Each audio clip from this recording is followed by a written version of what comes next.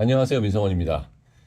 이제 고등학교 2학년까지 많은 내신 시험 모의고사를 보고 이제 고3이 딱 되는 순간 여기서부터 보는 시험이 진짜 수능의 레이스잖아요.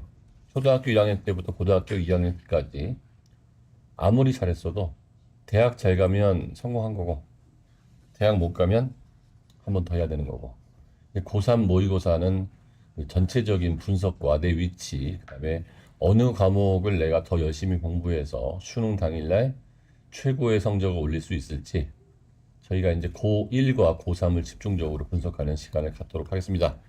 이지수 선생님 모셨습니다. 안녕하세요. 민성원 연구소 이지수입니다. 수능이 이제 224일 남았습니다. 이 정말 3월은 끝났지만 고3은 아직 많이 남았다라는 또 명언이 있지 않습니까? 우리 친구들 요 3월 학평을요, 자기 공부의 방향성을 좀 설정하는 자료로 썼으면 좋겠고요. 각각 특징 저희 자세히 분석해 드릴 테니까요. 같이 듣고 수능 점수를 한번 올려보는 어떤 기본이 되었으면 좋겠네요. 네, 최병철 선생님 모셨습니다. 네, 안녕하십니까. 미래학원 최병철 원장입니다. 이제 고3 산모 보시고 또 반성의 시간이 또 찾아왔을 것 같은데, 어쨌든 이제 처음 시험 치느라고 또 고생을 많이 하셨고, 이제 국어부터 해서 또 이제 어쨌든 선택 과목으로 치러진 또 첫 시험들이었잖아요. 각각마다. 그래서 또 선택 과목에 대해서 어떻게 준비해야 되고, 또 공통 과목은 어떻게 준비될지, 이제 또 8개월 동안의 레이스를 하셔야 되는데, 이제 또 정말 꼼꼼하게 자기의 약점과 강점을 잘 찾으셔가지고 준비하시면 되겠습니다.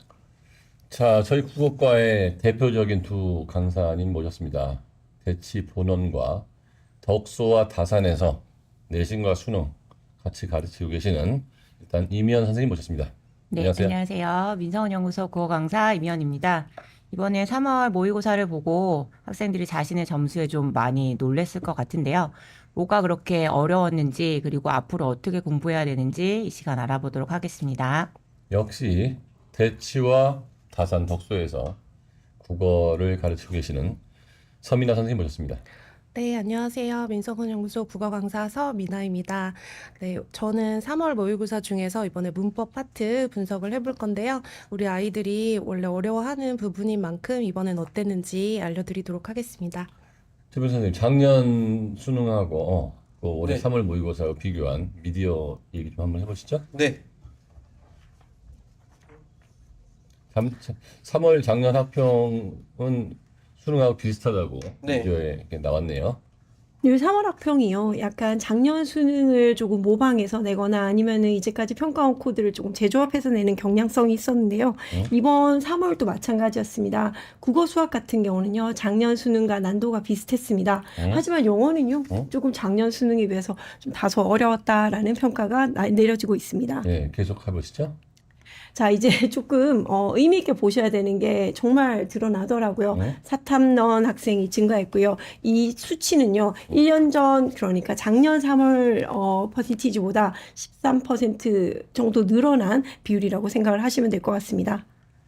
그러니까 제가 이제 오면서도 김주환 교수님이 대기자 TV에 나간 그 영상을 보면서 왔는데 그 대기자 방종임 선생님도 연세대학교 언론대학원 출신이고 저도 이제 언론대학원 출신이고 김주환 교수님하고는 서울대학교 사회대에서도 선후배 관계이기 때문에 좀 가까이 지냈는데 그분이 제일 많이 얘기하는 게 고진감래 싫어하는 거거든요. 뭔가 열심히 하는 모습은 그건 불행한 모습이라는 거예요. 공부는 그렇게 고통스러운 일이 아닌데 엄마들이 우리 아이가 열심히 공부하는 모습을 보면 좋은 결과가 나올 거라고 자꾸 생각을 해요. 물론 전혀 안 하는 애가 좋은 결과가 나오진 않지만 공부를 열심히 하는 것과 합격은 큰 상관이 없어요. 그리고 열심히 하면 공부가 잘 안 돼요. 공부는 열심히 하는 게 아니고 즐겁게 재밌게 해야만 뇌 기능이 활성화돼서 공부가 내 머릿속에 들어오거든요. 그러니까 쫄리면서 공부하면 근육도 위축이 되고 뇌도 위축이 되는 거예요. 그래서 잘하는 애가 더 잘하는 이유는 얘는 자신감이 있으니까 공부가 재밌단 말이에요. 근데 안 되는 애들은 그래서 그 공부는 1등이 제일 재밌는 거예요. 2등은 쫄린단 말이죠. 그렇죠. 네, 그래서 우리 아이가 열심히 공부하는 모습을 보면 좋은 대학 갈 거라고 생각하는데요. 그게 별 관계 없다는 걸 빨리 깨우치셔야 되고. 그거는 작년에 물리학 선택하는 아이들 보면 이해되잖아요. 물리학 정말 어려운 문제를 다 맞췄는데 표점 안 좋고. 그래서 일단 제도라는 걸 충분히 보고 내가 할 수 있는 곳에서 열심히 하면 그때부터 공부가 재밌어지고 될 것 같은 느낌이 들면은 점수가 잘 나오고, 그리고 시험을 잘 보는 거는 수행 능력이고 공부를 열심히 하는 건 학습 능력인데, 학습 능력하고 수행 능력이 일치되지 않는 게, 수학을 굉장히 잘하는 애가 수학 시험을 반드시 잘 보는 건 아니에요. 그래서 시험을 잘 보는 이 능력과 기술을 꼭 배워야 되는데, 그 중에 제일 중요한 거는 저기 돈이 떨어져 있는데 10,000원짜리가 있고 5,000원짜리가 있고 1,000원짜리가 있으면 10,000원짜리 빨리 주소로 가야 되는데, 5,000원짜리 주소로 가기 위해서 최대한 노력을 해봤자 10,000원짜리 주소리한테 진다는 거죠. 그게 사탐론이라는 거예요. 그러니까 내 자리에 그냥 있으면, 이제 물화생지원 지금이라도 빨리 탈출하지 않으시면 과학투야 가산점이라도 붙는 거고, 그 사탐 쪽에서는 표점하고 점수가 하위권이 올라가기 때문에 내가 물화생지원을 얼마나 잘했고 열심히 한 거 지금이라도 빨리 없애지 않으면 안 될 텐데, 사탐론 얘기 좀 한번 해볼까요? 지금 미적 기하에서 보시면 아시겠지만요. 가탐 선택자가요. 24%가 줄어들었습니다. 와, 이건 되게 충격적인 숫자고요. 그리고 3월만 보더라도요. 작년 3월 대비해서 하이브리드라 그러죠. 사탐과 가탐을 하나씩 선택하는 학생들이 12.9%포인트 늘었고요. 그리고 수능 대비해서도 5.3%포인트가 정말 확실히 넘어오고 있네요. 이제 이게 괴로운 사람들은 괴로운 얘기를 할 텐데, 이제 나는 물화생지원을 하고 있단 말이에요. 물화생지원을 하고 있는데, 이과가래가 사탐을 한다는 게 말이 되냐라고 얘기를 하는데, 그거는 네 입장인 거고, 넌 물화생지원을 다 맡고 있고 하나밖에 안 틀리니까 네 입장인 거고, 내 입장은 난 하위권이야. 근데 물화생지원을 안 해도 대학에서 날 뽑아주겠대. 그러면 내가 물화생지원을 공부하려고 그러면 시간이 너무 많이 걸리고 하나도 못 알아듣겠는데, 사탐으로 가면 알아듣겠단 말이에요. 그래서 하게 되면은 뭐 몇 개 안에 안 틀릴 수가 있겠다는 생각이 드는 거예요. 그러면 하위권이 물화생지원에 남아있어야 될 이유를 하위권한테 설명을 해보라는 거야. 그래서 물화생지원은 대학 가서 하겠다는 생각을 하고 일단 대학을 붙어보겠다는 거잖아요. 그러니까 내 생각과 관계없이 하위권들이 전부 그 제도를 이용해서 빠져나가기 시작을 하는데, 이게 이제 3모에서 숫자 보고 4모에서 숫자 보고 더 빠져나가고 6모에서 더 빠져나가고 9모 볼 때쯤에 마지막 이제 수강 신청할 때 그때는 대거 빠져나가기 때문에, 그냥 물화생지원에 남아 있으면 이제는 최저 맞추기도 되게 어려워지고, 정시로 가는 거는 더더욱이 투 하는 애들은 가산점 붙고, 그 다음에 투로도 빠져나가고 사탐으로 빠져나가고. 지금이라도 그러니까 결과가 잘 나오는 게 중요한 거지, 내가 중학교 2학년 때부터 물리화학을 했다는 게 뭐가 중요하겠습니까? 예, 신도나가죠. 그렇게 보시면 되고요. 이 말씀하신 대로 이유는요. 일단 대부분 학교들이 그 필수 응시 폐지를 해버렸습니다. 그래서 그냥 자연계 학생들도 사탐을 선택하고 충분히 들어갈 수 있는 구조가 되었기 때문이라고 생각하시면 될 것 같고요. 자, 이게 정말 저희 끝나고 나면 항상 이렇게 출구조사 비슷하게 하잖아요. 네. 3월 모의고사에 대한 수험생들의 체감 난이도인데요. 2025 3월이요. 왼쪽 상단에 그려져 있는 그래프인데요. 자, 어렵다고 생각을 하죠. 여지없이 커트라인 1등 커트라인 점수에 조금 반영이 됐고요. 작년 대비해서 진짜 굉장히 아이들이 체감을 어렵다라고 판단을 했고, 이 체감 난이도는요 2022나 2023 3월이랑 거의 비슷하게 좀 어렵다라고 나타났네요. 네. 자, 이거는요, 이제 그 작년에 좀 의미 있는 데이터 같습니다. 3월, 5월, 그 다음에 7월, 10월, 이렇게 해서 저희가 교육청에서 실시한 모의고사 체감 난이도를 한번 뽑아봤는데요. 작년에 일단은, 2024 3월 같은 경우 아이들이 그 퍼센트만 보더라도 조금 가장 어려웠던 수능이라고 이야기를 합니다. 근데 갈수록 이제 어려웠다는 것들이 조금 줄어들죠. 이건 이제 아이들이 공부가 시작되면서 조금 문제도 익숙해지고 이렇게 하면서 진행이 됐다라고 보시면 되겠네요. 예상 등급 컷 한번 이야기해 주시죠. 네, 국어 같은 경우는 이제 지금 78점 정도가 1컷으로 나오는 연매 기준. 근데 사실 80점 아래니까 물론 이제 재학생끼리 시험을 친 거긴 하겠습니다만 좀 많이 국어가 어려웠다라는 얘기 반증이고, 표준점수 만점 보시면 지금 예상이 155점까지. 우와. 이거는 네. 국어 만점자가 28명 나왔을 때보다도 커트라인이 더 낮고 표점 더 높은 거네요. 네. 그렇죠. 그래서 상당히 어려웠다는 어떤 반증이고요, 국어. 수학도 보시면 지금 미적분 경우에 미적분 1컷이 79점. 작년에는 한 81점 정도였어요. 그래서 2점 정도 내려갔고, 표준 점수 만점도 작년에 미적분 만점이 154점이었는데 이번에도 154점으로 예상되고 있으니까 사실 국어하고 수학이 150점을 다 넘었기 때문에 합치면 300점 넘은 거잖아요.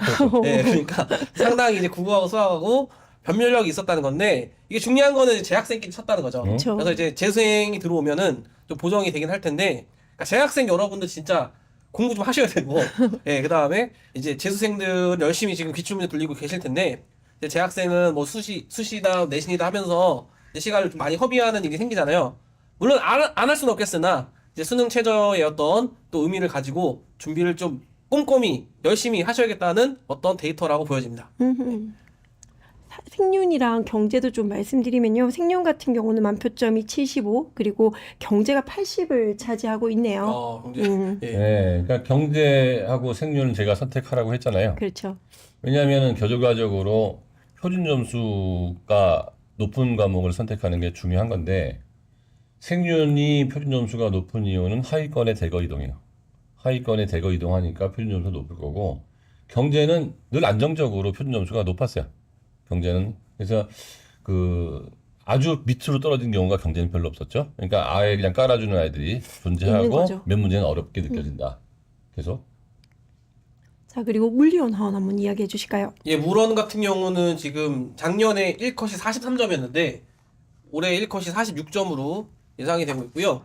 이게 이제 제가 과학탐구 분석할 때 말씀드리겠지만 물원 같은 경우에 산모는 사실 재학생끼리 보는 거잖아요. 근데 이제 2022부터 2023, 2024, 2025까지 계속 3년 연속으로 저 1컷 점수가 올라가고 있습니다. 38, 39, 43, 46인데 1컷 점수가 올라가는 게 이유가 없지 않다는 거죠. 이유가 있을 건데 역시 가장 큰 거는 잘하는 애들은 그대로지만 밑에 애들, 특히 하위권들이 저 사탐으로 빠져나갔기 때문에 이제 1등급 컷이 계속 올라가고 있다라고 생각을 하시는 게 맞을 것 같습니다. 화학원이 굉장히 어렵게 나왔네요. 네, 화학원은 좀 어렵게 나오긴 했는데 그 이제 오답률을 보니까 또 타임어택을 많이 걸렸을 것 같고요.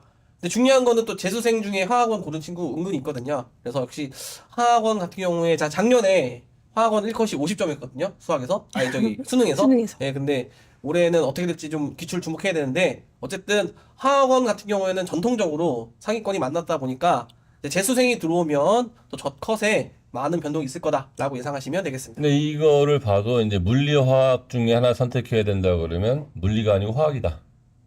그죠? 네. 물리가 아니고 화학을 선택해야 좀 유리하는 거고 서울대 가려면 물화 중에 하나 선택을 해야 되니까 원투든 그나마 물리원 화학원 중에 선택을 해야 된다 그러면 화학원을 선택하는 게 더 유리할 수 있다라고 최종 점수로 보면 계속 예.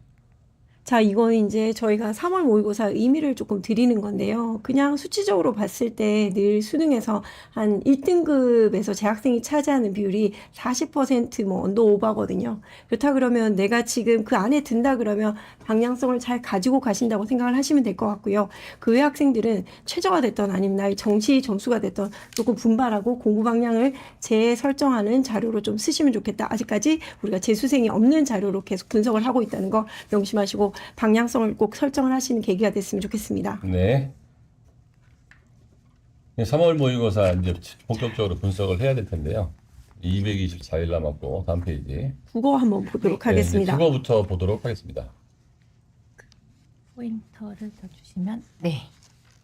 제가 우선 진행을 하면서 같이 한번 선생님들이랑 분석을 해보도록 하겠습니다. 우선 이제 학생들이 아까 보셨다시피 굉장히 커트라인이 낮게 형성이 되어 있었습니다. 근데 이제 시간을 제한하지 않고 만약에 풀었다면 이게 왜 이렇게 커트라인이 낮지라고 생각을 할 만큼 지문의 난이도가 그렇게 높지는 않았어요. 그래서 왜 이렇게 커트라인들이 좀 낮게 나왔을까를 한 두 가지 정도로 제가 고민을 해봤는데요. 우선 최근에 경향성이 반영이 되어서 고도의 논리적인 추론을 요하는 문제들은 거의 없었습니다. 그런데 이제 지문에 명시된 정보를 정확하게 파악해야 되는 문제들이 다수 출제가 되었다는 것이 아이들에게는 이제 한 문제 한 문제 시간이 오래 걸리다 보니까 이제 트래픽이 걸리고 전체적으로 이제 모든 지문들을 다 정확하게 못 보게 되는, 그래서 이제 상당히 낮은 점수에서 등급컷이 형성된 이제 하나의 원인이라고 볼 수가 있을 것 같습니다. 그리고 이제 지문 중에서는 어떤 지문들이 좀 많이 시간이 소요됐을까를 분석을 해보면 우선 과학 지문에서 아이들이 좀 정보량이 많다 보니까 시간이 오래 걸렸다고 하고요. 그리고 이제 산모는 EBS 연계가 되지 않잖아요. 그래서 오히려 육모, 구모에서는 내가 아는 작품이 EBS 공부만 열심히 했으면 세 작품 정도는 아는 작품이 나오거든요. 그래서 거기서 시간이 이제 세이브가 되는데 산모는 다 생소한 작품이었어요. 그러니까 그걸 하나하나 다 읽어나가야 되는 그런 점들이 아이들에게 역시 시간 어택에 큰 어려움이 있었을 것 같습니다. 거기다가 이제 고3들은 아무래도 이제 실전 경험이 많이 부족하다 보니까 시간 분배에 굉장히 힘들었다라는 이제 추후의 얘기들을 지금 듣고 있습니다. 근데 독서 같은 경우에는 첫 번째 지문이 슌베르크 음악 지문에다가 그 다음에 철학 지문이 여기 후설이 나왔죠. 천상학. 네. 슌베르크. 제가 이제 기출 문제를 풀 때도 그 음악이나 미술의 그 미학 관련된 거는 철학하고 되게 연결이 많이 되고 철학자들이 다 미학자잖아요. 여기서 이제 문제가 나오면은 아이들이 어려워하는데 그냥 지금까지 이제 출제되었던 내용을 보면 음악 지문이 출제된 지가 되게 오래됐어요. 그다음에 미술 지문도 출제된 지가 좀 오래됐고, 그러니까 그동안 많이 출제되는 게 이제 기술 지문이 좀 많이 나왔고 뭐 그렇게 했었는데, 그러니까 어디서 출제될지 모르기 때문에 항상 전 모든 기출 문제를 다 익숙하게 만들어야 되는 게, 예를 들어 음악 지문이 나온다는 거는 미학과 교수나 음대 교수가 출제 요원으로 들어가 있었고, 그 다음에 거기에 그 문제 은행에 들어가 있었고, 특히 미술은 많이 나오잖아요. 네. 근데 거기에 이제 철학 지문이 나오는데 여기 이제 후설의 현상학 같은 경우는 이게 쉬운 내용이 아니거든요. 왜냐하면 우리가 이제 아리스토텔레스, 데카르트, 뭐 플라톤, 소크라테스부터 시작해서 베이컨, 밀 이런 사람들은 생윤이나 윤사 이런 데서 많이 다뤄봤고, 그 다음에 기존에 출제도 많이 됐기 때문에 공부를 많이 한 사람은 철학 공부를 따로 하지 않더라도 좀 어느 정도 익숙해요. 그 다음에 통합사회도 많이 나오고. 근데 이제 현대로 나오다 보면 요새 출제가 많이 되거나 관심이 있어 보이는 게 이제 멜로 뽕띠의 철학. 굉장히 어렵거든요. 몸 철학이라는 거하고, 그 다음에 후설. 그 다음에 비트겐슈타인, 네, 언어 관련된 라캉, 이런 분들이 글이 모의고사에 자주 뜨고 있어요. 그렇다는 얘기는 이분들을 좋아하는 출제위원이 들어가 있다고 보셔야 되는 거예요. 이분들을 좋아하는. 그러니까 기출문제에서도 이런 분들의 글들은 더 열심히 잘 볼 필요가 있는 게, 이런 분들이 이제 출제위원으로 들어갈 가능성이 높다. 그리고 이번에 컷이 되게 낮았는데, 제가 늘 얘기하지만 경제지문, 법지문, 철학지문이 나오면 컷이 뚝뚝뚝 떨어지기 시작을 하는 거예요. 뚝뚝뚝. 왜냐하면 경제지문하고 법지문, 철학지문은 맞닥뜨려서 바로 해석하기에는 이게 쉽지가 않은 게 언어 자체가 너무 달라요. 그래서 평상시에 경제법, 철학지문은 언제나 내가 수능을 볼 때 나올 수 있다는 마음으로 익숙함을 만들어 놔야 되는데, 그러니까 이 짜맞추기로 잘 안 된다는 거죠. 왜냐하면 그 용어 자체가 너무 익숙하지 않아서 나한테 힘들게 느껴지는 거예요. 그런데 요번에 요걸 보면서, 물론 이거는 평가원 선생님하고 다른 선생님이 낸 거지만 저는 그 풀은 돈다고 보거든요. 뱅뱅뱅뱅 여기 사람이 절로 가고, 현재 평가원에는 없지만 이 평가원에 있었던 사람이 절로 돌고, 왜냐하면 비슷비슷하게 출제를 해야 되기 때문에 전혀 산모라고 해서 내신처럼 나오는 건 아니잖아요. 그렇죠. 네. 그러면 요번에 수능 특강을 보면 철학 지문이 전부 현대 철학가들 위주로 돼 있어요. 그러니까 우리가 그동안 생윤이나 윤사를 했어도 많이 익숙하지 않았던 철학자들 위주로 돼 있기 때문에, 이제 기출 문제를 풀 때도 요번에 철학가들이 수능 특강에 나온 철학가들은 과거의 기출 문제를 뒤져서라도 익숙하게 만드는 작업과, 그 다음에 그 철학자의 핵심적 주장 정도는 따로 정리를 해야 된다고 생각을 하고요. 두 번째 지문은 그 채권의 그 발행 시장하고 유통 시장에 대한 문제인데, 이건 경제 지문이라고 볼 수는 없고 경영 지문이라고 볼 수 있을 것 같아요. 경영 지문, 경제 경영을 합치면, 그러니까 경제 이론을 뭐 많이 알았다고 해서 더 용이하게 풀 수는 없는데 이거는 그 주식시장에서 내부자 거래에 따른 불공정 행위 여기 사회적 이슈가 많이 되고 있는 거여서 시의성이 좀 있는 내용이어서 출제가 됐다고 보는데 이 문제를 풀고 나서 제가 되게 실망을 했어요. 문제는 너무 쉬워요. 이거는 그냥 경영학적 지식이 없더라도 그냥 풀 수가 있는데 그러니까 이런 식이죠. A하고 B가 회사의 임원인데 C가 이걸 들었다 그래. 그러면 꼭 A가 B한테 얘기하고 B가 C한테 얘기한 것 같잖아요. 그러니까 여기에 이게 이제 1차인데 잘못하면 A라고 B라고 늘었기 때문에 이게 2차처럼 보이잖아요. 요런 다른 그림 찾기 같은 사람들로 하여금 눈속임. 그러니까 본격적인 독해를 물어봐야 되는데 누가 실수를 안 하냐 이런 얄팍한 문제를 내는 거는 이건 내신에서 애들 골탕 먹이려고 내는 문제지 수능에서 이딴 문제를 낸 분들은 다음부터 이런 문제 좀 안 냈으면 좋겠어요. 제가 이거는 실력이 있는 아이한테 다리 걸러 넘어지라는 얘기고 이 글을 다 읽었어도 눈에 까닥 감으면 틀리는 문제이기 때문에 이제는 너무 추론 문제가 어렵게 나오니까 이런 식으로 지문을 조절해서 내는 거기 때문에 여러분들 이제 시험 보는 입장에서 보면은 꺼진 불도 다시 보자. 꺼진 불도 다시 보자라는 마음으로 문장 일치를 해보는 게 좋을 것 같고 그러니까 생물 지문 같은 경우는 이게 이제 한 번쯤은 다 배웠던 내용들임에도 불구하고 내용이 좀 길고 그 다음에 경제 지문, 법 지문, 철학 지문도 지문 길이가 상당히 길었어요. 보통 수능에 나오는 거에 2배 수준의 지문 길이가 나왔기 때문에 그거를 익숙하지 않은 철학 지문, 그 다음에 뭐 음악 지문은 더 안 익숙할 거 아니에요. 음기에 나오고 그런 게.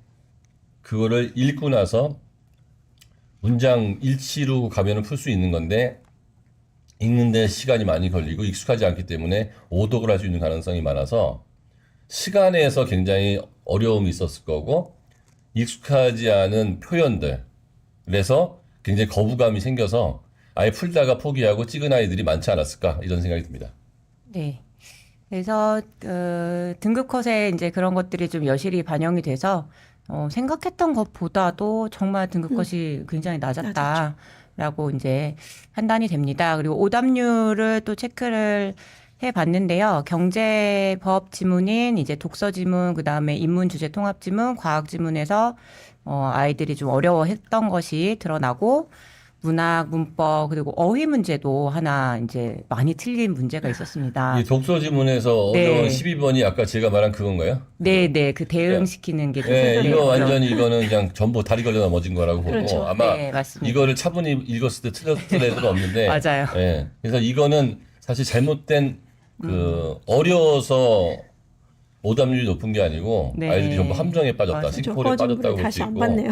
네. 인문 주제하고 요거는 어려웠어요. 왜냐하면 음악 지문하고 철학 지문, 그것도 현대 철학가들 태어나서 처음 들어보는 후설의 철학을 읽으면서 그걸 매칭한다는 거는 학생들한테 보통 어려운 일 아니었을 거고 과학 지문은 그거에 비해서 그렇게 고난이도는 아니었다는 거죠. 지문이 어려웠지만. 근데 특이한 거는 1번이 문학이네요. 이런 경우는 매우 드문 케이스 아닙니까? 네, 문학이 이따가 현대시가 왜 어려웠는지 말씀드리도록 하겠습니다. 그러면은 이제 독서 영역 첫 번째 지문 이제 소장님께서 설명을 해 주셨는데요. 거기에 대해서 이제 어떤 지문 구성도 되어 있었고 어떤 문제를 좀 틀렸는지 분석을 해본 것들을 이제 적어 놨습니다. 그래서 지금 말씀하신 것처럼 이제 철학적 개념어라던가 그 다음에 좀 아이들에게는 낯선 내용들이었기 때문에 좀 어렵게 느꼈을 것 같고요. 그런데 저희 이제 뒤에서 제가 이제 저희 효자국어 교재들이랑 같이 좀 견주어 놓은 자료가 있는데 이미 좀 출제됐던 개념들이어서 이제 그런 것들을 풀어봤던 친구들은 좀 도움이 됐을 것 같습니다. 그렇죠. 후설의 현상학이 네. 뭔지만 대략 알아도 그렇죠. 한 10% 정도는 정확도하고 속도가 올라가거든요. 근데 네. 후설이 뭐야? 처음 보는 이거 학생들이 한자야 한자? 후설이 사람 이름을 안 인식을 못하고. 비후의 후설. 그러니까 이런 이름조차 처음 들어보는 맞아요. 사람은 일단 굉장히 불편할 수밖에 없었던 거고 음악 지문도 음악에 관심이 있지 않은 친구들은 음악 이론을 공부하는 네. 친구는 별로 없잖아요. 그렇죠. 그러니까 과학 같은 데는 뭐 여러 가지 과학 공부를 하다가 그래도 익숙한 표현들 뭐 DNA, RNA, 뭐 염기, 뭐 내순환, 외순환 좀 익숙하잖아요. 그러면은 익숙한 단어들이 많이 있으니까 해볼 수 있다는 생각이 드는데 이게 뭐 단조, 장조 이런 식으로 나오고 후설 이게 뒤섞여 버리면 이거는 내가 처음 들어보는 거다. 낯설에 생소하다. 의한 고통이 되게 커서 그쵸. 일단 적응하는 시간이 많이 걸렸을 거라고 해요. 네, 그래서 이제 8번 문제에서도 그런 이제 어려움이 있었기 때문에 그 기계음을 이제 인위적이다라는 좀 단순한 대응으로 오답을 선택한 경우가 있었는데 여기서는 이제 기계음이 굉장히 좀 새로운 시도고 구체적인 음악이었다라는 그런 맥락적 이해나 또 후설의 전반적인 이제 그 철학에 대한 이해가 좀 부족했기 때문에 단순히 풀어서 아이들이 오답이 많이 발생한 문제였습니다. 그러니까 사설 모의고사 같은 경우에 음대 교수한테 지문을 써달라는 경우는 많이 없을 거 아니에요. 사설 모의고사 보면 과학 지문, 경제 지문, 법 지문, 철학 지문은 많이 나오는데 음악 미술 지문이 많이 나오는 경우는 별로 없거든요.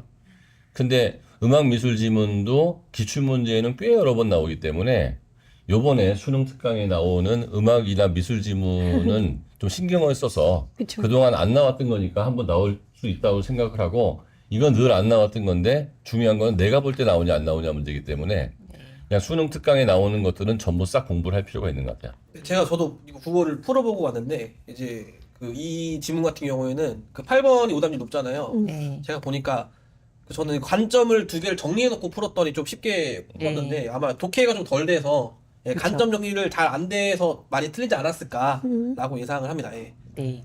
그래서 저희 이제 효자국어 분류에는 이미 후설에 대한 내용이 잘 정리가 되어 있고요.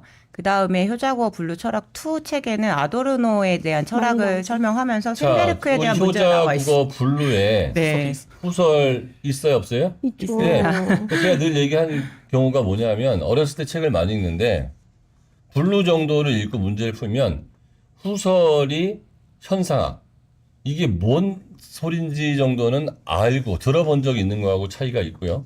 저 이거 몇 학년 대상으로 수업을 하시는 거예요? 이건 중학생이죠. 중학생이죠. 네. 그러니까 독해는 이거 우리 이번에 수능에 나왔던 거 아닙니까? 이 얘기가? 네, 샌베르크가 바로 나와서 저도 깜짝 놀랐습니다. 우리가 찾다가. 분류에 요번에 모의고사하고 일치시켜 버렸네요. 네, 네, 있어요. 쇤베르크 어뜸을 중심으로 했던 요번에 이게 효자 국어 분류에 네. 나왔던 건데 요번에 고3 네, 지문에 산모의 쇤베르크 이거 일치된 국어 비문학 문제집도 나오라고. 그러니까 제가 우리 아이는 화이트만 풀까요? 네, 화이트는 푸는데요. 블루는 블루도 기본적으로 다 그렇게 푸세요. 푸세요. 왜냐하면 배경식을 블루처럼 만들어줄 수가 없는 게 그러니까 정말 나올 만한 거는 다 저희가 모았기 때문에 블루에 과학 지문도 마찬가지예요.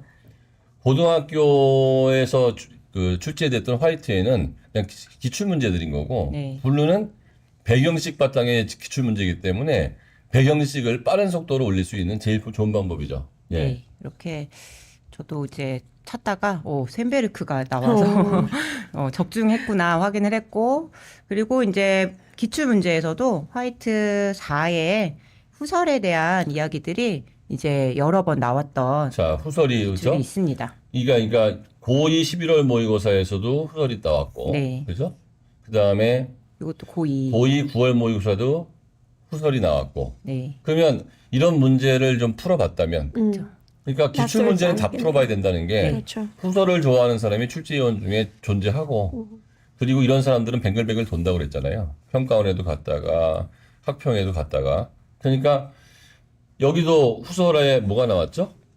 음악 지문이 네. 나온 거잖아요. 네. 그러니까 이게 굉장히 낯설었지만 너희들은 기출 문제도 한번 제대로 안 풀었다는 거죠. 그렇죠. 기출 문제 한번 풀었다 그러면 후설과 음표가 나온 이 기출 문제에서 한 번은 후설은 음악 쪽에 관심이 있는 사람이라는 거를 깨달을 수 있었을 텐데 왜 철학하고 음악이 연결되지? 이렇게 생각할 필요는 없다는 거예요. 그러니까 우리가 시간이 있으면 있을수록 학년이 낮으면 낮을수록 기출 문제에 집중해야 될 필요성이 있다는 게 여기서 나오는 거죠.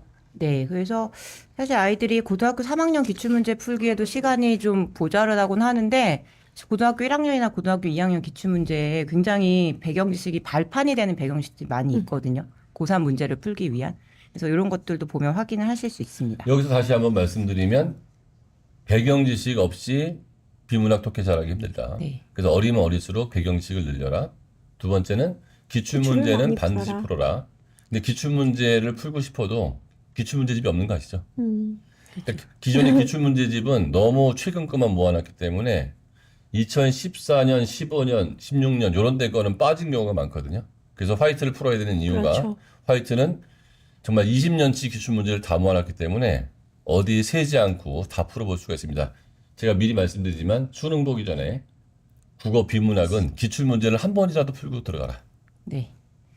그리고 두 번째 이제 경제 지문이자 법 지문이자 경영 지문이었던 이게 책 이름이 발췌된 책 이름이 이제 자본시장법이더라고요. 그래서 이제 자본시장법과 공시 의무와 관련된 이제 지문이 나왔었던 그 오답률 2위를 이제 12번 문제에서 아이들이 많이 어려워했던 문제였습니다. 그런데 아까 이제 말씀하셨다시피 이제 추론적 이해를 묻는 문제는 아니었고 정확한 사실관계를 파악하고 그것을 이제 적용하는 12번 문제였거든요. 그래서 여러 가지 이제 사항들이 나오는데 그 사항들을 좀 뭉뚱그려서 아이들이 좀 읽는 경향들이 있어요. 시간이 부족하기 때문에 아무래도 그럴 텐데, 근데 이게 규제가 두 가지고 그다음에 그 두 가지 규제에 적용되는 또 대상이 또 정확히 구분이 돼야 되거든요. 네, 그런 것들을 뭉뚱그려서 이제 오답이 많이 나왔던 문제였습니다. 그러니까 이것도 기출문제에 주식회사의 본질적 요소, 주식거래를 위한 네. 기본적인 자료들, 네, 그다음에 투자 시 고려해야 되는 상황들, 채권 가격이 결정한 원인들 이렇게 해서 기존에도 이런 거 유사한 문제가 그렇죠. 있기 때문에 항상 어떤 문제가 나오면 아 이쪽에 관심이 있는 출제위원이 있구나 생각하고 한번 공부해 볼 필요가 있는 게 근데 요번에 같은 경우에는 그 고3 수능 특강에서도 이 네. 채권이 가장 어려운 문제로 나왔거든요. 만약에 요번에 수능에서 채권 관련된 수능 특강에 연계 문제가 나온다면 요번 국어는 불국어가 될 수 있습니다. 네. 불국어가. 그리고 과학 지문으로 넘어가시면 이제 과학 한 번 더 말씀드리면 이제 수능 특강 공부 시작하셨을 텐데요. 수능 특강에서 이 채권 지문 있잖아요. 네. 채권 가격 결정. 이게 이해가 100% 안 되시는 분들은 빨리 제 수업을 들으러 오셔야 될 것 같아요. 이거가 수능에 뜨는 순간 대학은 이걸로 붙고 떨어집니다. 그거는 이 문제가 나오게 되면은 이거는 브레튼 우드 체제하고는 비교가 안 되기 어렵고 과거에 국어에서 경제 지문 어렵게 나왔을 때 어떤 지문보다도 내용이 어려운 게 한 4-5개의 새로운 개념들이 여기에 종합이 되어 있는데 이거는 수능 경제를 했다고 해서 유리할 것도 하나도 없는 과목이거든요. 그러니까 수능 경제라는 아이가 딱히 유리할 부분도 없기 때문에 이건 출제 가능성이 있어요. 그러니까 이거가 어렵다고 생각하시는 분들은 스스로 해결하시든지 저하고 같이 해결할 수 있으면 좋겠습니다. 네. 과학 지문에 이제 생리학 지문에서도 학생들이 이제 워낙에 정보량이 정신없이 많은 이제 지문이었기 때문에 독해에 시간이 많이 걸렸다고 이제 이야기를 들었습니다.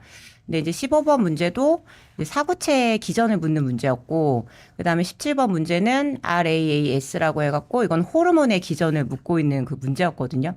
그래서 이런 것들은 아무래도 조금은 시간이 걸리더라도 그 생리의 논리를 조금은 도식화하면서 읽어야지 그 도식화만 한 번에 정확하게 했어도 모든 문제가 그래도 손쉽게 풀리는 지문이었거든요. 생물 문제를 푸는 방법은 간단하죠. 순서거든요. 이거 다음에 네. 이거 다음에 이거. 왜냐면 물이 몸에 들어가 소변으로 나올 때까지 얘가 돌아다니는 데가 있을 거 아니에요. 그래서 요 때마다 생기는 작용에 대한 얘기가 생물은 문제이기 때문에 생물은 아까 도식화 시킬 때 이런 화살표 도식화만 네. 시킬 수 있으면 그렇죠. 물리학은 그림을 잘 그려야 되고 생물은 이 화살표 도식화만 그릴 수 있으면 되는데 이게 두세 가지 개념이 복합적으로 네. 작용되면 머릿속으로 그리면 중간에 하나를 빼먹을 가능성이 있기 때문에 딴 문제 빨리 풀고라도 이런 문제는 그냥 약어를 써서라도 맞아요. 이렇게 요 순서를 만들어 놓으면 잘 안 틀립니다. 네. 이게 제가 과학을 가르치니까 이제 중2 때 나온 내용인데 중2 때 그렇죠. 과학책에 나오죠. 이게 사구체 뭐 보먼주머니 세뇨간에서 이제 여가를 통해 배우면서 이제 중등과학을 그러니까 튼실히 충실히 공부했으면 사실 좀 더 쉽게 받아들일 수 있는 맞아요. 이제 얘기인데 이제 고3 정도 되면 생각이 나겠습니까? 까먹죠. 네, 그래서 이제 조금 더 교과 과정에 좀 충실해라라는 말씀을 드리고 싶습니다. 그러니까 이번 모의고사를 보고서 우리가 판단할 수 있는 거는 중학교에서 배웠던 모든 내용은 시험 범위일 수 있다. 중학교에서 배웠던. 그러니까 어떤 시험 문제를 낸 다음에 그게 유사도가 뭐 10%, 20%, 30%라도 중등과정과 통합사회 통합과학에 있는 내용이라고 그러면 면책이 당하는 거기 때문에 일단 중등과학에 있는 내용을 다시 과학으로 공부하기보다는 충분히 내용 인지를 해놓을 필요가 있는 게 이건 당연한 게 그동안의 모의고사에서도 이게 신장 네. 작용 원리잖아요. 네, 많이 나왔어요. 네, 많이 나왔습니다. 신장하고 폐하고 심장은 자주 나오는 거예요. 네네. 그다음에 신장에서는 이거 그것도 똑같은 얘기 아닙니까? 거의. 네. 맞습니다. 그러니까 지난번에 나왔던 2017년 고1 6월 모의고사나 2018년 고3 3월 모의고사인데 이게 이제 생물을 선택하는 사람은 그나마 좀 유리할 수 있을 텐데 그렇지 않은 친구들도 중등과학이 나왔기 때문에 그죠. 어쩔 수 없는 네. 거여서 오히려 그 물화생지 원을 선택한 친구들은 경제법 철학 지문에 많이 집중을 해주시고 내가 경제법 철학을 많이 잘하는 친구들은 과학 지문을 중등과학과 고등학교 통합과학에 있는 내용만큼은 좀 많이 익숙하게 해놓을 필요가 있다. 거기서 나오는 경향이 좀 많은 것 같아요. 네, 또 과학으로 공부하기보다는 블루로 공부하시면 좋을 것 같아요. 그렇죠. 네. 고3 학생들 지금 현실을 좀 말씀드리면요. 이게 학교에서 수특 교재를 사용해서 수업을 진행하고 또 실제로 시험 문제 출제를 하시거든요. 그래서 열심히 하시는데 거의 설명이 이루어지진 않고요. 네. 자습 형태로 이루어진단 말이에요. 근데 아시잖아요. 수특 연계율이 얼마나 올라갔는지. 비문학 같은 경우는 거의 대부분 연계가 있다고 생각하시고 그냥 혼자 하는 것보다는 제 생각에 그냥 일요일 네. 시간 내셔서 저희는 수특 위주로 수업을 하거든요. 제일 좋은 건요. 화이트 연계를 다 찾아드립니다. 그래서 배경 지식을 소장님한테 안전하게 듣고 또 그 모의고사들을 통해서 연계 모의고사들을 통해서 좀 더 탄탄하게 자기 걸로 만들 수 있는 그런 시스템으로 이루어졌기 때문에 빨리 오시는 게 좋을 것 같아요. 수특은 문제를 맞췄냐 틀렸냐보다도 내용을 아느냐 플러스 연관 문제를 푸느냐 요게 고3 때 확실하게 해야 될 내용인데 그냥 수특 문제를 맞췄다. 수특 문제는 똑같이 절대 나오지 않아요. 그러니까 맞추는 건 큰 의미가 없다는 거죠. 예. 네. 그래서 지금 이제 말씀하신 것처럼 이제 배경 지식 이런 것들 기출 문제를 통해서 충분히 지금까지 나왔던 것들을 좀 풀어보시면 도움이 많이 될 것 같습니다. 그러면 문학으로 넘어가 보도록 하겠습니다.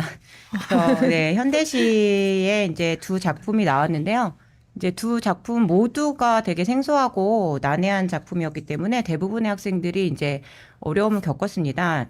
우선은 이럴 때는 가지고 있는 정보를 무조건 잘 활용을 하는 수밖에 없기 때문에 외적 증거를 먼저 확인을 하고 보기에 나오는 게 이제 외적 증거가 되거든요. 그래서 그 외적 증거를 먼저 확인을 하고 이걸 바탕으로 어떻게든지 이 작품이 무슨 내용인지를 좀 선명화하는 그런 과정이 필요합니다. 그래서 이제 주요 오답이 이제 오답률 1위를 차지했던 33번 문제였는데요. 이거는 이제 시가 어렵기 때문에 틀린 거예요. 근데 시의 이제 난해성으로 인한 오독이 주요 원인이었는데 사실 이제 제가 판단했을 때 문장의 사실적 정보만 파악했어도 5번이 틀렸다라는 걸 알 수 있는 문제이기도 했습니다. 그러니까는 이제 간단히 설명드리려고 제가 이렇게 발췌를 해놨는데요. 지금 이제 시에서 목적지를 닿을 수 없는 곳이다라고 인식하는 곳, 즉 시를 인식하는 공간으로 설명을 해놨는데 그냥 시를 읽어보시면 시가 목적지고 끝내 닿을 수 없는 곳입니다. 그러니까 이게 선지 자체가 그 문맥과 어긋나 있어요. 그러니까 시의 문맥과 어긋나 있어요. 근데 아이들이 그 난해성에 매몰이 되다 보니까 자기도 난해하게 읽어 나가는 거죠. 맞아요. 시가 난해하니까 선지도 난해하게 읽어 나가고 근데 시도 언어가 난해하지만 정확한 논리적 흐름을 따라서 읽어가는 연습이 필요하거든요. 그래서 5번 선지는 아주 좀 어떻게 보면은 말이 안 되는 선지죠. 그 시의 문장 자체에서 틀렸던 거였습니다.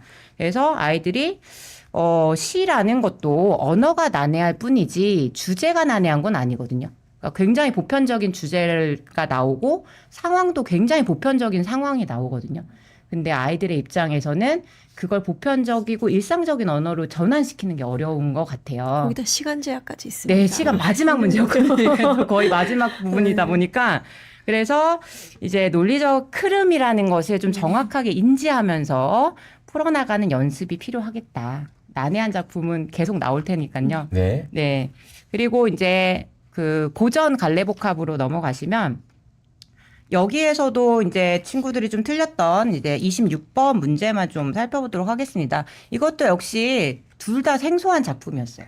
보통은 이제 육모 같은 경우에는 그래도 고전 시가는 내가 아는 게 나올 텐데 둘 다 모르는 거다 보니까 좀 해석이 어려웠습니다. 그래서 이게 26번에서 이제 아이들이 어려워했던 문장 2문장만 제가 체크를 해놨는데요. 그래서 저기 노란색으로 체크한 의문문 있잖아요. 근데 그 의문문을 아이들이 자연의 불변성에 대해서 알 수 없다라고 판단을 해버리면은 이제 틀립니다. 이거는 자연의 불변성에 대한 감탄의 내용이거든요. 그럼 이런 것들은 어떻게 파악해야 되냐? 문맥을 통해서 파악하는 수밖에 없죠. 앞뒤의 문맥을 통해서 내가 파악할 수 있었고, 그리고 사실 밑에 나온 박스는 저조차도 이게 답변 구조라는 거 파악하기가 쉽지 않았습니다. 왜냐하면은 주어가 생략돼 있거든요. 그래서 이런 주어가 생략되어 있는 것도 이 보기와 그 다음에 이 작품의 맥락 안에서 아 이게 답변 구조구나라는 거를 판단해 내야 됐기 때문에 아이들에게는 좀 어려웠던 지문이었습니다. 그리고 이제 소대성전 요 작품은 이제 고전 소설 작품인데 사실 아주 기본 작품이에요. 그렇죠. 그러니까 애들한테 익숙한 홍길동전은 작품이죠. 뭐 전 국민이 안다면 소대성전은 그래도 고등학생 정도는 알고 있어야 되는 작품이지만 세부적인 내용은 이제 학생들이 잘 몰랐을 경우도 많았을 것 같습니다. 근데 그런 거는 이제 차치하고 어떤 게 이제 아이들에게 좀 오답을 오인한 경우인가를 확인을 해봤더니 역시 이제 대상과 행위를 대응시키는 문제죠. 앞에서 이제 비문학도 그런 문제들에서 아이들이 많이 틀렸는데 채봉, 즉 소녀의 말하기 방식을 물어보고 있는데 1번은 공주의 말하기 방식에 대한 얘기거든요. 그래서 역시 아이들이 슥 읽어 나가면서 아 이런 내용이 있었지 하고 1번 맞지 하고 이제 넘어가는 그런 식의 문제가 되겠습니다. 그래서 빠른 시간 안에 뭉뚱그려서 읽지 않고 정확하게 내용을 이해하는 것이 얼마나 어려운지 이제 확인할 수 있었던 그런 문제들이었습니다. 자, 문법 문제 네, 한번 분석해 그리고 주시죠. 문법은 네. 네, 문법을 우선 보시면요. 이제 전반적인 출제 경향을 봤을 때는 기본 개념을 굉장히 강조하고 있어요. 그리고 보면 문법 설명에 대해서 보면 나와 있는 지문이 있기 때문에 빠르게 독해하고 그걸 바로 적용하는 그런 것들을 요구하고 있고, 그리고 출제 영역을 보시면 선어말 어미에 대한 이해를 묻고 있는데 이게 중세랑 현대를 이제 복합한 그런 지문 속에 나오고 있는데 지금 수능 특강도 보시면 다 지문 설명이 나와 있는 게 중세랑 현대랑 이렇게 복합적으로 나와 있어요. 그래서 앞으로는 좀 문법을 볼 때는 어떤 현대의 뭐 문법 현상이나 이런 것들도 중세 때는 어떻게 되었는지 좀 통시적인 관점에서 볼 필요가 있는 것 같고요. 의문론에서는 늘 이제 나오던 대로 한 문제 정도 나왔고 통사론, 형태론 이렇게 구성이 되었습니다. 그래서 보시면 이제 문법에서 중세, 현대 복합 문제 요거는 지문에 대한 이해를 묻는 건데 특별히 더 여기 더라고 하는 선어말 어미에 대한 지식이 많지 않았다고 하더라도 우리 지문 속에서 문법 설명에 대한 독해만 되었다면 좀 쉽게 고를 수 있는 그런 문제였고요. 그리고 본문 속에 이것도 읽다 보면 답이 있습니다. 그냥 이 더가 표현하는 과거라고 하는 게 화자가 사건을 인식한 시점이다라고 바로 언급이 돼 있기 때문에 좀 제대로 읽은 친구들이라면 금방 체크할 수 있는 문제였고요. 그리고 이제 이어지는 문제로 지문 속에 나와 있는 그 문법 설명을 바로 이제 예문을 통해 적용하는 문제인데 사실 뭐 내용이 어렵다기보다는 요 안에 들어있는 뭐 감각을 표현하는 형용사네 아니면 선어말 어미의 결합 순서네 이런 것들을 읽어 나갔을 때 아 그게 무슨 말인지 이해가 되는지 그런 부분만 좀 확인을 해보면 좋을 것 같고요. 또 보면 이 통시적 변화를 많이 묻고 있고 항상 포인트로 두는 점이 중세랑 현대 국어의 차이를 많이 묻고 있어요. 제가 수능 특강 속의 문법 지문들도 쭉 보면 계속 이런 식으로 나오고 있기 때문에 이런 부분들이 나오면 굉장히 집중해서 보셔야 할 것 같습니다. 그리고 의문론에서는 우리가 익숙하게 많이 나오는 의문의 변동에서 출제가 됐는데요. 실제적으로 아이들이 이제 이런 문제는 많이 익숙해져 있어서 오답률도 높지는 않았어요. 근데 이제 다만 여기에서 선지를 보시면 뭐 어떤 의문 법칙인지 의문의 개수는 여기서 어떻게 변화되는지 뭐 음절의 구조에서 그 제약에 대해서는 명확하게 이해하고 있는지 사실 제대로만 해놓은 친구들이라면 되게 빠르게 풀 수 있었는데 이걸 아마 빨리빨리 인출이 안 되는 친구들은 이게 시간 절약에 있어서 굉장히 좀 실패를 했을 것 같습니다. 그리고 통사론에서는 문장의 확대 관련한 문제였는데 이것도 역시 차근차근 풀면 어렵지 않았지만 이걸 하나하나 문장 성분이고 이 아는 문장, 암기 문장에 뭐가 있는지 이런 것들 파악하는 부분들이 좀 어려웠을 것 같습니다. 그리고 이게 이제 문법에서 아까 그 오답률 11번에 오위? 있었던, 네, 5위에 있었던 70.6%면 이제 거의 다 이제 아이들이 많이 틀린 건데 사실 묻는 내용은 저는 이걸 보고 약간 내신 문제 아닌가 이런 생각이 좀 들었어요. 왜냐면 이제 내신에서 뭐 형태소에서 자립 형태소냐, 의존 형태소냐 그런 것들을 묻는데 그런 내용들이 사실 평이한 내용이었고 이 설이라든지 뭐 설익다 할 때 뭐 이라든지 이런 것들은 굉장히 익숙한 접두사인데 우리 아이들이 이런 것조차도 좀 확실하게 정리가 안 돼 있구나 이런 생각이 좀 들었고 그게 왜 그러냐면 이제 네. 고등학교 1학년 때 문법 열심히 공부하다가 고등학교 2학년 넘어가거나 그러면은 이제 기출문제만 풀잖아요. 그렇죠. 그러니까 기출문제만 푸는데 지금까지 문법 기출문제는 문법을 잘 모르더라도 거기 나오는 제시문을 잘 읽으면 맞출 수 있는 문제가 많았잖아요. 근데 저희가 강조하는 것 중에 하나가 킬러 문제가 나오지 않고 변별력을 갖추려고 그러면 문법은 내신형으로 나올 가능성이 있어서 지식이 없으면 못 푸는 문제가 있기 때문에 수능 보기 전까지 그 문법책 한 권을 꼭 반드시 다 읽고 수능을 봤으면 좋겠다는 얘기를 했고, 근데 문법책들이 보면 그 국립국어원 자료를 많이 참조를 해서 쓰는 거잖아요. 왜냐하면 그게 이제 바이블이니까. 그런데 그게 희한하게 두꺼워지면 안 된다고 생각하기 때문에 그거를 굉장히 축약을 해서 그냥 이해가 되거나 이해가 많으면 더 쉽게 알 수 있는 건데, 그래서 저희 자세한 국어 문법책을 보시면서 수능 때까지 한번 보시면 좋을 것 같고, 고등학교 1학년 때부터 꾸준하게 문법책은 마치 사전처럼 옆에 놓고 공부하는 식으로. 왜냐하면 문법은 아무래도 암기 영역이 많아서 처음에 알았다가 망각하고 알았다가 망각하기 때문에 그냥 꾸준하게 일주일에 한 번씩 저는 특공대 아이들한테 일주일에 하루는 문법을 한 30분이라도 꾸준히 봐줘서 1학년 때 배웠던 실력을 놓치지 않으라고 하는데, 지금이라도 늦지 않았으니까 그렇게 해주면 좋을 것 같아요. 그래서 마무리를 해보면요. 여기 또 한 가지 아이들이 그러면 어떤 걸 선택했나 보니까 1번이랑 4번이랑 2번 이런 것들이 오답률이 쭉 나왔는데 보면은 그 아까 설이라고 하는 접두사하고 깨물다를 이걸 합성어라고 생각하지 못했던 것 같아요. 그래서 생각하니까 이게 깨물다가 사실 깨다랑 물다의 합성어인데 애들이 사실 깨를 접사처럼 그냥. 네, 깨방정 약간 그런 걸로 많이 생각을 해서 생각한 것 같고요. 하고 싶은 대로 하네요. 네, 그리고 실제로는 이제 수능 특강에서는 이 설 하는 접두사가 들어가는 예문들이 굉장히 많이 나오고 있어요. 그래서 가장 기본적인 거, 나오는 것들은 확실하게 챙기고 가는 게 필요할 것 같습니다. 네. 네? 네. 네. 네, 그래서 이제 마지막 마무리로 이제 6월 모의고사가 이제 남았잖아요. 그래서 네. 6월 모의고사까지 독해 기초를 어떻게 체력을 튼튼히 할 것인지를 한 3가지 정도로 정리를 해놨습니다. 그래서 평가원 기출 분석이 특히 고3들은 정말 잘 안 되어 있을 거라고 판단되고 이번 시험을 본 결과로도 좀 분석이 되는데요.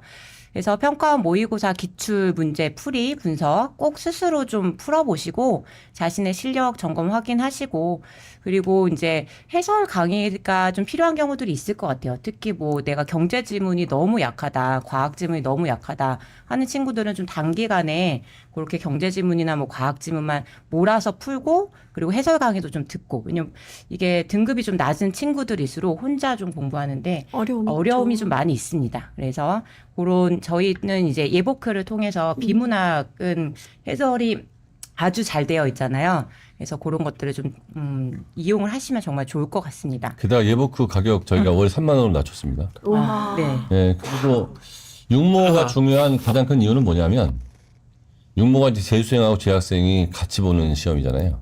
그렇죠. 그런데 육모 때 성적이 잘 나오면 원래 6월 끝나고 7월 이게 겨울방학, 여름방학 때가 특히 재학생들한테는 실력 올릴 수 있는 마지막 기회라고 볼 수 있는데, 육모 때 성적이 안 나오면 디프레스가 돼가지고 맞아요. 여름방학을 잘못 보낼 수가 있고, 육모 때 성적이 잘 나오면 한번 아까 기분 좋은 마음으로 여름방학 때 공부할 수가 있어서 육모 전까지는 수특을 한 번은 싹 다 읽어보시고 자세히 안 보더라도 한 번은 꼭 읽어보신 다음에 시험을 봐서 연계 문제를 봤을 때 풀리는 거와 안 봤을 때 풀리는 거의 차이를 좀 느끼면서 갔으면 좋겠다는 생각이 듭니다. 네. 그래서 말씀하신 것처럼 육모부터는 이제 수특 연계가 50% 이상 되기 때문에 충실히 학습을 하지 않으면 이건 손해 본다고 생각하시면 됩니다. 수특은 공부에서 이득도 있지만 정말 안 챙기면 너무 큰 손해이기 때문에 그래서 이제 비문학 같은 경우도 꼭 한 번 싹 읽어보시는 거 추천을 드리고 문학도 이제 산모에서는 사실 소대성전 말고는 모든 친구들한테 다 생소한 작품이었기 때문에 시간이 더 오래 걸린 거거든요. 근데 육모부터는 내가 아는 작품이 새 작품 나와야 됩니다. 그래서 그것이 이제 시간을 절약하게 되고 그것이 비문학에서 조금 더 정교하게 풀 수 있는 또 여력이 되기 때문에 꼭 수능 특강 학습 철저히 하시고 제가 지금 하고 있는 문학은 한 3분의 1 정도 벌써 수능 특강 다 나갔고요.